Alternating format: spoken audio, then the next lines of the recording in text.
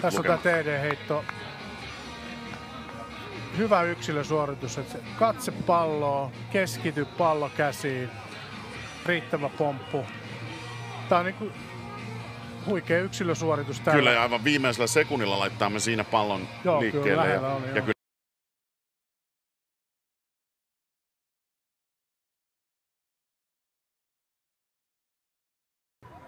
Voutilaisen blokista huolimatta ahdistamamme siinä, joka laittaa korkean ja pitkän pallon, riittävän pitkän, jälleen kerran numerolla 26 Leonardo Sophoklisille, joka ottaa sen tuolla vitosen sisäpuolella kiinni, eli 4 yardin päässä maalialueesta nyt Crusaders hyökkäys. 3:37 juuri nyt otteluaikaa jäljellä ja tässä nähdään. Hienosti juoksee toi Sophoklis tosta niinku.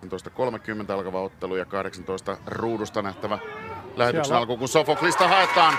Heiton ottaa kiinni Sophoklis 40 yardin linjalla ja täräyttää siitä. Peli, että vähän tommonen kevyet heitto, tää oli vähän, että jokaiselle on mahdollisuus, mutta hyvin varmakätisesti se on siellä hallussa ja Tuokko yrittää repiä sitä siinä, mutta se on ehtinyt olemaan maalialueella. Tässä nähdään hyvin, että pallo haltuu, pitää kiinni.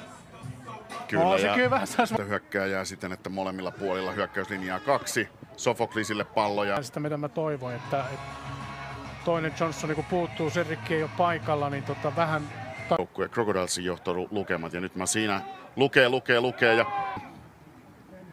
pallo ilmaan. Sophoklis ja siellä ottaa pallon kiinni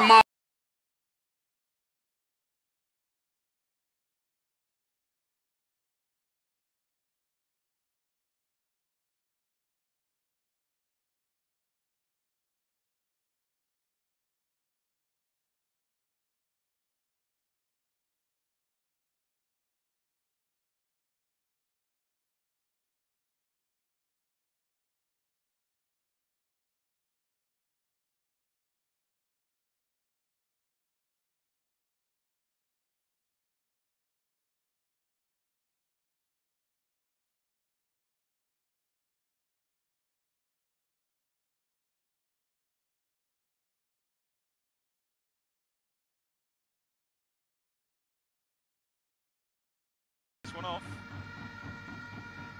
He does just get it off. He's going up top again, looking for that man. That's beautiful back shoulder.